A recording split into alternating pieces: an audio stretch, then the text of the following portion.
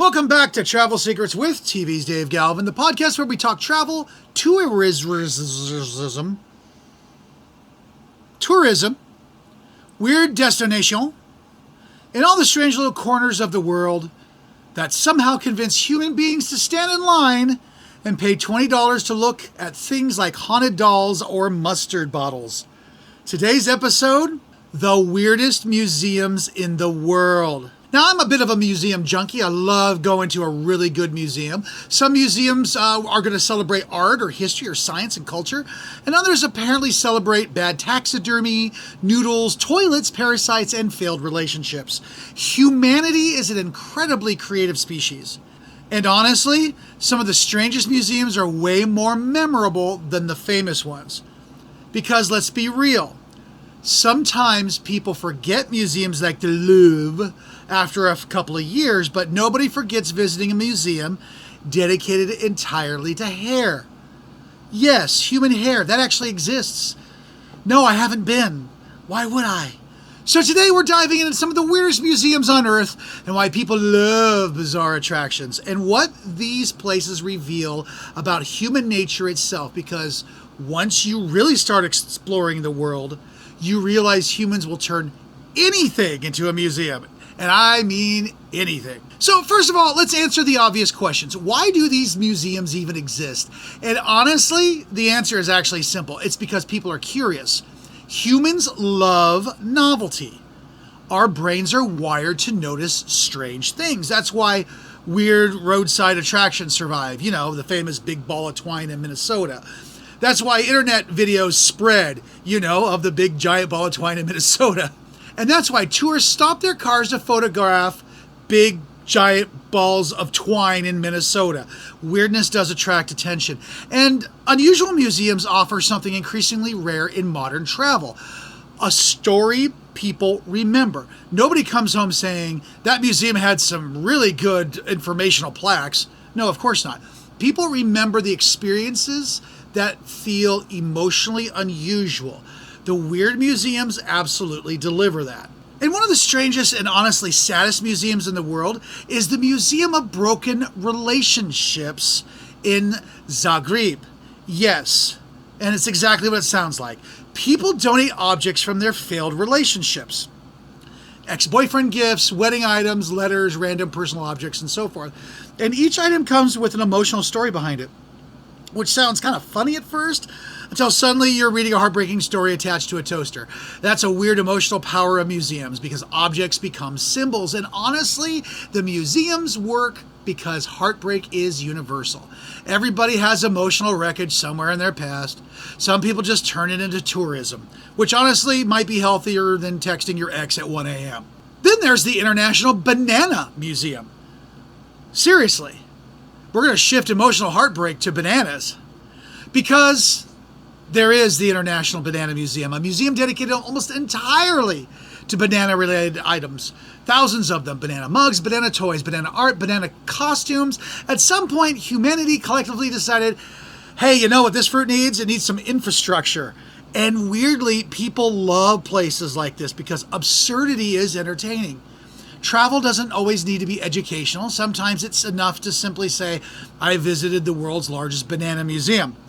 That alone becomes a memory. Now, we have to discuss one of the internet's favorite weird museums, the Icelandic, how do you say this? The Icelandic Phallological Museum. Phallological Museum. And it's in Reykjavik. And yes, it's kind of what you think it is. It's a museum dedicated to specimens from, across different animal species. And somehow this became one of Iceland's most famous tourist attractions, which honestly does say a lot about humanity. But here's the fascinating thing. People are drawn to taboo curiosity. Anything unusual, awkward, or slightly forbidden instantly becomes more interesting psychologically. That's why tourists love bizarre museums. They feel unpredictable.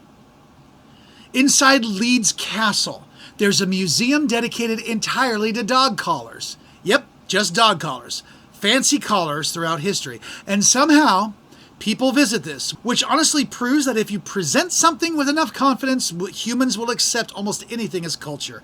Imagine explaining this to someone from the year 1400.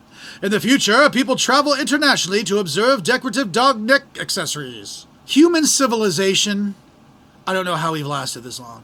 Now, psychologically, weird museums succeed because they create surprise and curiosity and uniqueness. And tourists crave uniqueness now more than ever. Social media changed travel completely.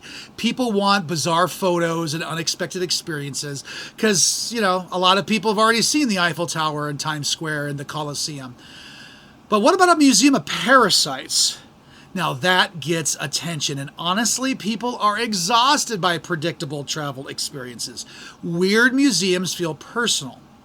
Sometimes they even feel more authentic than giant tourist landmarks because they are built around passion. Usually extremely weird passion, but passion nonetheless. The Parasite Museum. Tokyo has museums featuring parasites and strange medical specimens, and yes, people voluntarily visit these places, which honestly raises serious questions about humanity. But horror curiosity is real. Humans are deeply fascinated by disgusting things.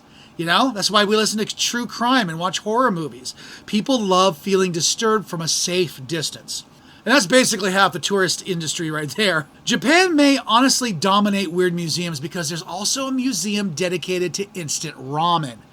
And honestly, that one sounds incredible. Visitors can create custom noodle soups, which proves something important. Interactive museums are far more memorable. People don't just want to observe anymore, they want to participate. Which is why immersive experiences are exploding globally. Tourism is becoming less about seeing things and more about experiencing things, even if that experience somehow involves noodles. One of the funniest concepts ever is the Museum of Bad Art, an actual museum celebrating terrible artwork, not accidentally terrible, intentionally collected terrible. And honestly, the museum succeeds because perfection is exhausting. People actually enjoy failure when it feels authentic. Bad art can feel more human than polished art.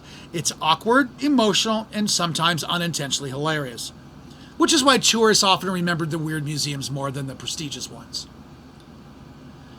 Now, beneath all the comedy, weird museums actually reveal something important about culture. They show what humans care about, even stranger things, because museums preserve obsession, and human beings are wonderfully obsessive creatures. Some people dedicate entire lives to noodles, puppets, funeral history, miniatures, or neon signs.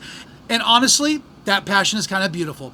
Weird museums remind us that the world is still full of eccentric people creating unusual things. So in the end, the weirdest museums in the world aren't really about weird objects, they're about curiosity.